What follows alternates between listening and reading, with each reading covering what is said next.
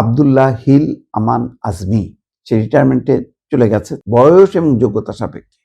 যে কোনো সরকারি স্বায়ত্তশাসিত সংস্থায় পদায়নের কথা প্রজ্ঞাপনে বলা হচ্ছে, অর্থাৎ তাকে যে কোনো সরকারি বা স্বায়ত্তশাসিত সংস্থায় পদায়ন করবে। একটা অসাধারণ রিপোর্ট দেখলাম, সেটা হচ্ছে প্রায় 150 সামরিক কর্মকর্তা যারা শেখ হাসিনার আমলে ভিকটিম হয়েছিল, খুঁজে খুঁজে তাদেরকে বিএনপি এবং জামাত বানানো হয়েছিল এবং তাদেরকে চাকরিচ্যুত করা হয়েছিল। সেই মানুষগুলোর আবেদনের প্রেক্ষিতে সরকার একটা বিশেষ কমিটির মাধ্যমে তাদের এখন যেই তাদের মানে হারানো যেই মর্যাদা, প্রাপ্য সম্মানী, বেতন ভাতা সবকিছু দেওয়ার সিদ্ধান্ত নিয়েছে। এর মধ্যে বিশেষভাবে গুরুত্বপূর্ণ গোলাম আজম, জামাত ইসলামীর এক বলা যায় প্রতিষ্ঠাতা বা মূল নেতা, মূল কাণ্ডারি আমির জামাতের, তার পুত্র আব্দুল্লাহ হিল আমান আজমি, তিনি সামরিক বাহিনীতে ছিলেন, ব্রিগেডিয়ার জেনারেল পদে। শেখ হাসিনা সরকার শত্রুতাবশত তাকে টার্গেট করে, তাকে প্রথমে চাকরি থেকে বহিষ্কার করে, চাকরিচ্যুত করে, সেনাবাহিনী থেকে বহিষ্কার করার পর 8 বছর তাকে গুম করে রাখে। 2024 সালের আগস্ট মাসের পর তিনি মুক্তি পান আয়নাঘর থেকে। 2016 সালের আগস্ট মাসে তিনি গুমের শিকার হন। এই লম্বা সময় 8 বছর একটা মানুষ গুম হয়েছিল, কেউ জানতো না যে কোথায় সে, বেঁচে আছেন নাকি মারা গেছে। কল্পনা করতে পারেন, কোনো বিচার না, কোনো বিচার ছাড়া তাকে এইভাবে 8 বছর ধরে গুম করে রাখে আয়নাঘরে।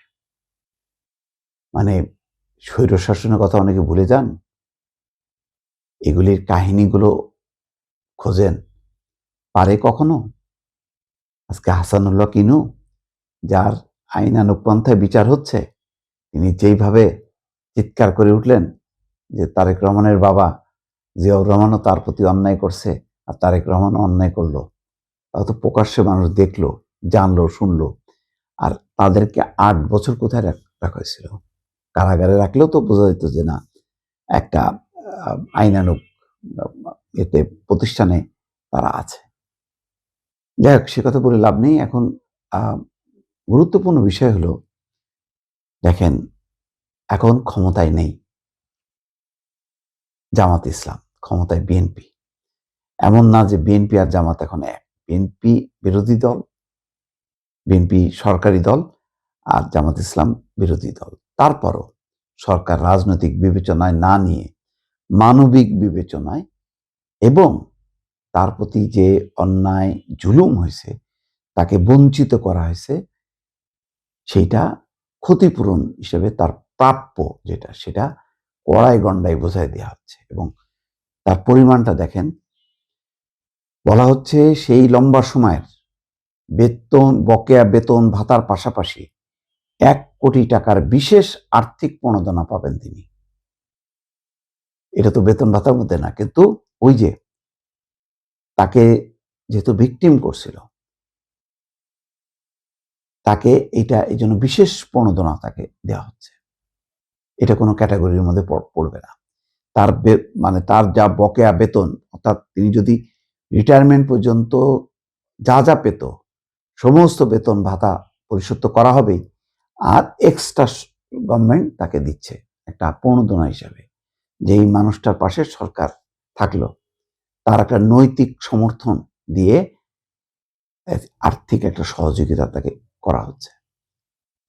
বলা হচ্ছে 2009 থেকে 2024 সালের 4 আগস্ট পর্যন্ত সামরিক বাহিনীর অবসরপ্রাপ্ত, অপসারণকৃত, অব্যাহতিপ্রাপ্ত 150 কর্মকর্তাকে এসব সুবিধার পাশাপাশি আর্থিক এবং আনুষঙ্গিক আরো সুবিধা ঘোষণা দিয়ে বুধবার একটা প্রজ্ঞাপন জারি করছে। অন্যান্য কর্মকর্তাদের ক্ষেত্রে বিস্তারিত বর্ণনা পায়নি কি কি দেওয়া হচ্ছে তাদেরকে।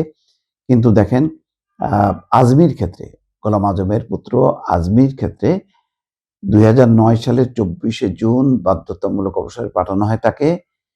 এতে তাকে 2011 সালের 26শে ডিসেম্বর মেজর জেনারেল পদে ভূতাপেক্ষা পদোন্নতি এবং 2014 সালের 26শে ডিসেম্বর তারিখে অবসরপূর্ব লেফটেন্যান্ট জেনারেল পদে পদোন্নতি সহ বয়সসীমার শেষে স্বাভাবিক অবসর দেওয়ার কথা উল্লেখ করা হয়। অর্থাৎ তাকে একটা রেগুলার চাকরি ধরে তার সমস্ত সুযোগ সুবিধাগুলো সরকার দিয়ে দিচ্ছে।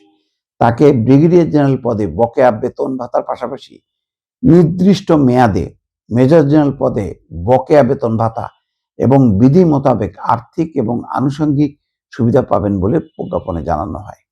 এর পাশাপাশি এগুলো তো থাকলোই, অর্থাৎ ব্রিগেডিয়ার জেনারেল পদে, মেজর জেনারেল পদে, লেফটেন্যান্ট জেনারেল পদে যা যা বেতন ভাতা যা যা প্রাপ্য সমস্ত কিছু দেওয়ার পরেও তাকে আর্থিক প্রণোদনা হিসেবে 1 কোটি টাকা এবং শুধু তাই না, বয়স এবং যোগ্যতা সাপেক্ষে যে কোনো সরকারি স্বায়ত্তশাসিত সংস্থায় পদায়নের কথা প্রজ্ঞাপনে বলা হচ্ছে। অর্থাৎ তাকে সে রিটায়ারমেন্টে চলে গেছে তার বয়স অনুযায়ী, চাকরির বয়স অনুযায়ী। এখন তাকে যে কোনো সরকারি বা স্বায়ত্তশাসিত সংস্থায় তাকে একটা পদায়ন করবে, অর্থাৎ নিয়োগও দেয়া হবে, এই সুবিধাও দেয়া হবে। এর চেয়ে মানে সর্বোচ্চ আর এটা হইতে পারে না। মানে আর কি করা থাকতে পারে? একবার সরকার অন্য ধরেন, এটা কল্পনা করেন তো, ধরেন কথার কথা এই বিএনপির জায়গায় যদি আওয়ামী লীগ থাকতো, এরকম কথা চিন্তা করতো তারা? প্রথমে দেখতো যে সে তার দলের না। তো এখন তো বিএনপির প্রধান প্রতিদ্বন্দ্বী জামাত, তো সে তো চিন্তা করতে পারতো না, সে চিন্তা করেনি। এখানেই হচ্ছে রাজনীতির বিবেচনার ঊর্ধ্বে উঠে একটা মানবিক বিবেচনা, একটা নৈতিক বিবেচনা থেকে আজকে গোলাম আজমের পুত্র আজমিকে সরকার পুরস্কার দিচ্ছে, উপহার দিচ্ছে। এটা জামাত ইসলামীরও মনে রাখা উচিত।